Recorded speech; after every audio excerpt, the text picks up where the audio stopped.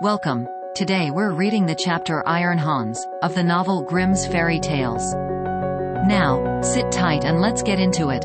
There was once upon a time a king who had a great forest near his palace, full of all kinds of wild animals. One day he sent out a huntsman to shoot him a roe, but he did not come back.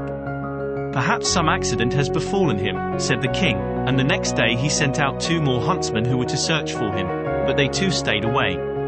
Then on the 3rd day, he sent for all his huntsmen, and said, "Scour the whole forest through, and do not give up until you have found all 3. But of these also, none came home again, none was seen again.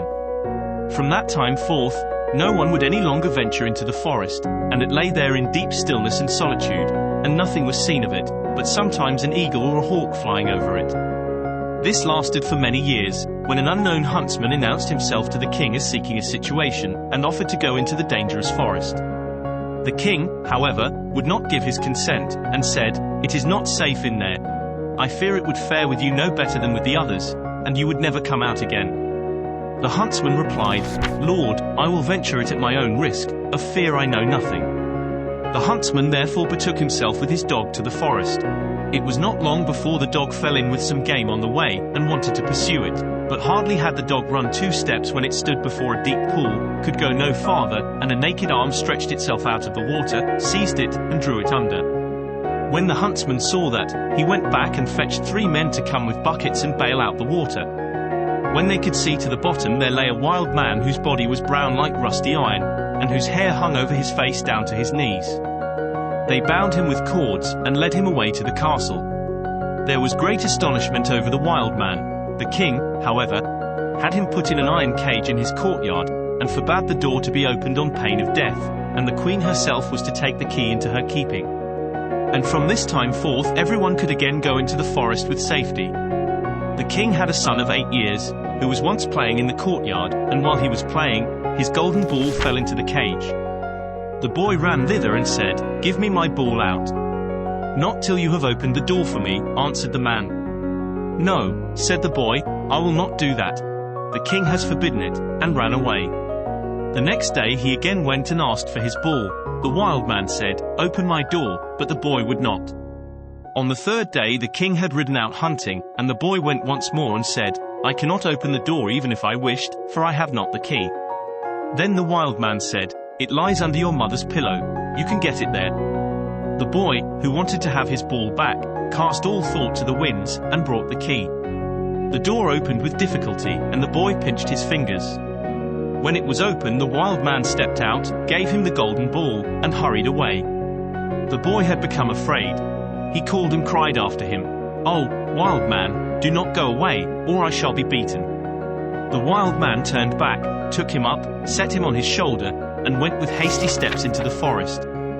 When the king came home, he observed the empty cage, and asked the queen how that had happened. She knew nothing about it, and sought the key, but it was gone. She called the boy, but no one answered. The king sent out people to seek for him in the fields, but they did not find him. Then he could easily guess what had happened, and much grief reigned in the royal court. When the wild man had once more reached the dark forest, he took the boy down from his shoulder, and said to him, "You will never see your father and mother again, but I will keep you with me, for you have set me free, and I have compassion on you. If you do all I bid you, you shall fare well. Of treasure and gold have I enough, and more than anyone in the world." He made a bed of moss for the boy on which he slept, and the next morning the man took him to a well, and said, "Behold, the gold well is as bright and clear as crystal. You shall sit beside it, and take care that nothing falls into it, or it will be polluted. I will come every evening to see if you have obeyed my order." The boy placed himself by the brink of the well, and often saw a golden fish or a golden snake show itself therein, and took care that nothing fell in. As he was thus sitting, his finger hurt him so violently that he involuntarily put it in the water. He drew it quickly out again, but saw that it was quite gilded, and whatsoever pains he took to wash the gold off again, all was to no purpose. In the evening Iron Hans came back, looked at the boy, and said, "What has happened to the well?" "Nothing, nothing," he answered, and held his finger behind his back, that the man might not see it. But he said, "You have dipped your finger into the water. This time it may pass, but take care you do not again let anything go in." By daybreak the boy was already sitting by the well and watching it. His finger hurt him again and he passed it over his head, and then unhappily a hair fell down into the well. He took it quickly out, but it was already quite gilded. Iron Hans came, and already knew what had happened. "You have let a hair fall into the well," said he. "I will allow you to watch by it once more, but if this happens for the third time, then the well is polluted and you can no longer remain with me." On the third day, the boy sat by the well, and did not stir his finger, however much it hurt him. But the time was long to him, and he looked at the reflection of his face on the surface of the water. And as he still bent down more and more while he was doing so, and trying to look straight into the eyes, his long hair fell down from his shoulders into the water.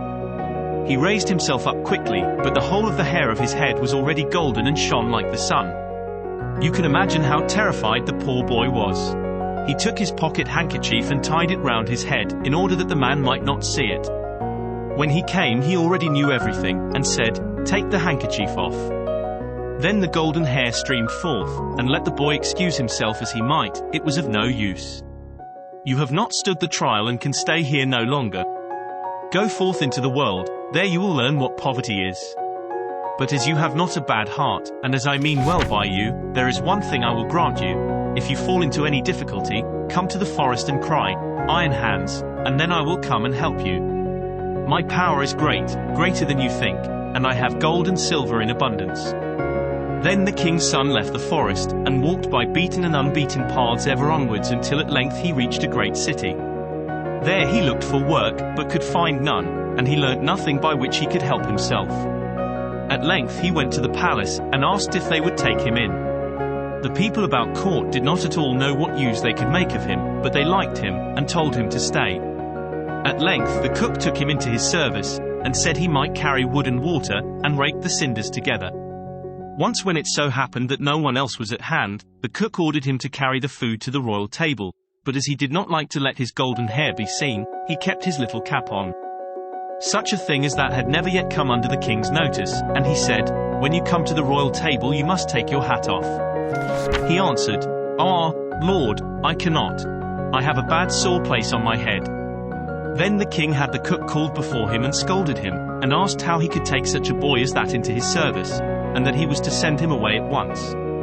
The cook, however, had pity on him, and exchanged him for the gardener's boy.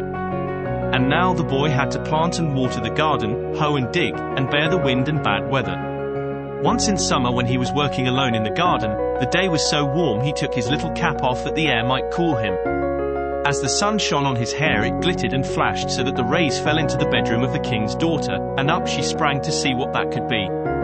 Then she saw the boy, and cried to him, "Boy, bring me a wreath of flowers." He put his cap on with all haste, and gathered wild field flowers and bound them together. When he was ascending the stairs with them, the gardener met him, and said, "How can you take the king's daughter a garland of such common flowers? Go quickly, and get another, and seek out the prettiest and rarest." "Oh, no," replied the boy, "the wild ones have more scent, and will please her better." When he got into the room, the king's daughter said, "Take your cap off, it is not seemly to keep it on in my presence." He again said, "I may not, I have a sore head." She, however, caught at his cap and pulled it off, and then his golden hair rolled down on his shoulders, and it was splendid to behold. He wanted to run out, but she held him by the arm, and gave him a handful of ducats. With these he departed, but he cared nothing for the gold pieces. He took them to the gardener, and said, "I present them to your children, they can play with them." The following day the king's daughter again called to him that he was to bring her a wreath of field flowers, and then he went in with it. She instantly snatched at his cap, and wanted to take it away from him, but he held it fast with both hands. She again gave him a handful of ducats, but he would not keep them, and gave them to the gardener for playthings for his children. On the third day things went just the same. She could not get his cap away from him, and he would not have her money. Not long afterwards, the country was overrun by war. The king gathered together his people, and did not know whether or not he could offer any opposition to the enemy, who was superior in strength and had a mighty army. Then said the gardener's boy, "I am grown up, and will go to the wars also, only give me a horse." The others laughed, and said, "Seek one for yourself when we are gone, we will leave one behind us in the stable for you." When they had gone forth, he went into the stable, and led the horse out. It was lame of one foot, and limped hobble-tee-jib, hobble-tee-jib. Nevertheless he mounted it, and rode away to the dark forest.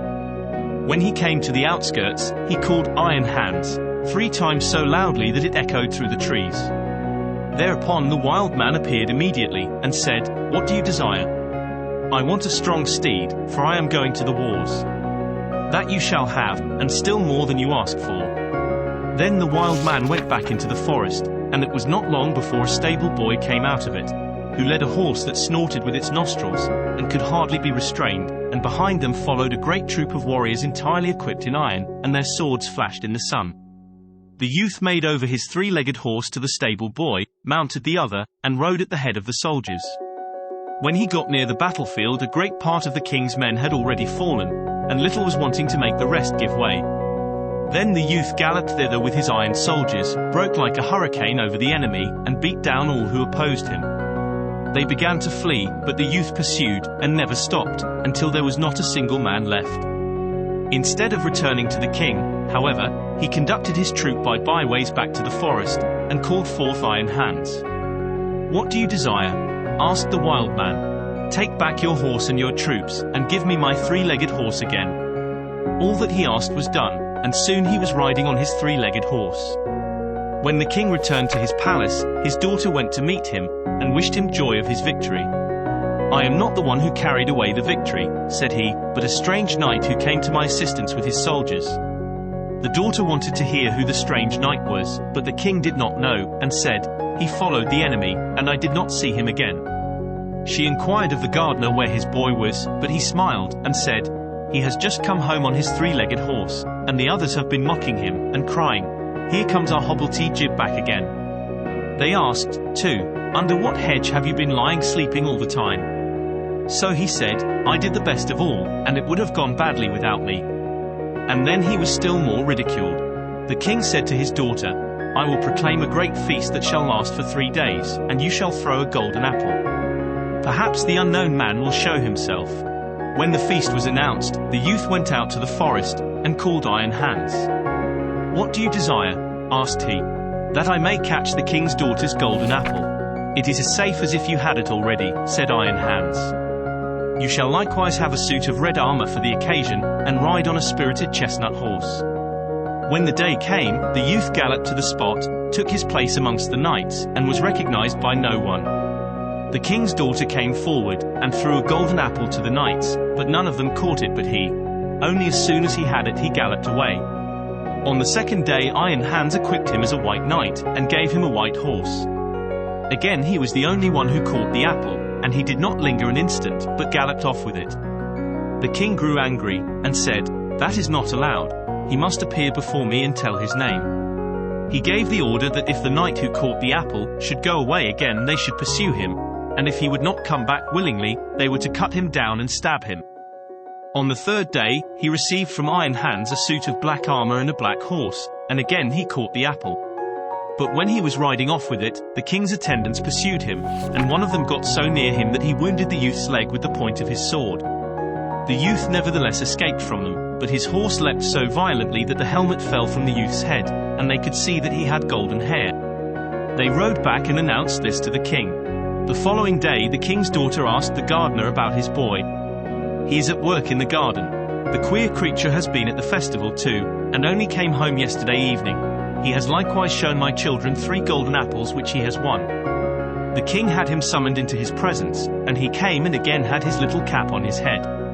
But the king's daughter went up to him and took it off, and then his golden hair fell down over his shoulders, and he was so handsome that all were amazed. "Are you the knight who came every day to the festival, always in different colors, and who caught the 3 golden apples?" asked the king. "Yes," answered he, "and here the apples are." And he took them out of his pocket, and returned them to the king. "If you desire further proof, you may see the wound which your people gave me when they followed me. But I am likewise the knight who helped you to your victory over your enemies. If you can perform such deeds as that, you are no gardener's boy. Tell me, who is your father?" "My father is a mighty king, and gold have I in plenty as great as I require." "I well see," said the king, "that I owe my thanks to you. Can I do anything to please you?" "Yes," answered he, "that indeed you can. Give me your daughter to wife." The maiden laughed, and said, "He does not stand much on ceremony.